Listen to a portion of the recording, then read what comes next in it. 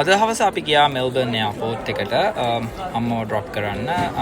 අම්මා මාස 9ක් විතර අපිත් එක්ක මෙහි ඉඳලා අද තමයි අම්මගේ ෆ්ලයිට් එක තිබ්බේ ලංකාවට 5:20 තමයි අම්මගේ ෆ්ලයිට් එක තිබ්බේ.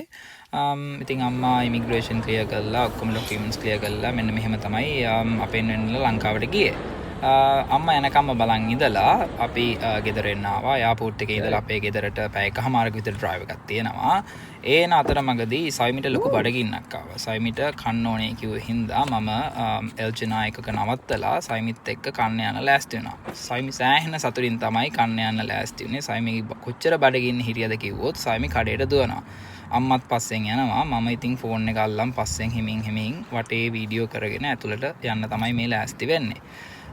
සයිමිට ඉක්මනටම යන්න ඕනේ කියලා එයා දුවලා ගියා. එයා ගිහින් දොර අරින්න try කරා but finally එයාට දොර අරගන්න පුළුවන්ද කියලා ඔයාලා බලන්න බෑ. මොකද එයාට එනර්ජි නැහැ කියනවා. අන්තිමට අම්මා තමයි එයාට help කරන්නේ ඇතුළට යන්න. සයිමි ගොඩාක් සතුටින් මොකද එයාට ගොඩාක් බඩගිනි කියලා කිව්වා. ඒ හින්දා එයා දුවගෙන ගිහිල්ලා මුලින්ම අපි ඕඩර් එක දාලා මුලින්ම සෙල්ෆි එක ගත්තා. ඒක තමයි අපි ඕනම තැනකට ගියොත් පළවෙනිට කරන්නේ. ඔන්න ඊට පස්සේ කොහොම හරි අපි ඕඩර් කරා චාකෝ චිකන් නැත්නම් පෝෂන් දෙකක් අපි ඕඩර් කරා. ඒ වගේම අපිට රොටිස් දෙකයි හොට් චිප්ස් ප්ලේට් එක හොට් චිප් ඩිෂ් එකකුත් අපිට ලැබුණා.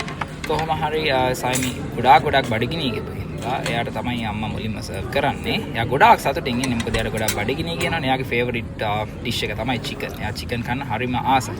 ඉතින් මේ විදියට අපිට ඒත් එක්කම අපිට ඩිප් එකක් විදියට ගාලික් සෝස් එකකුත් අම්මා ඉතින් අම්මා ගාලික් සෝස් එකක් හැරලා සයිමිට සර්ව් කරන්න තමයි මේ ලෑස්ති වෙන්නේ. කොහොම හරි සයිමි ගොඩාක් බඩගිනි කිව්වට සයිමි තාත්තයි අම්මයි එකතු වෙලා මේ ඕඩර් කරපු කෑම එකෙන් භාගයක්වත් කෑවේ නැහැ. මොකද අපිට කා ගන්න බැරි වුණා. හිතපු තරම් කා ගන්න බැරි වුණා.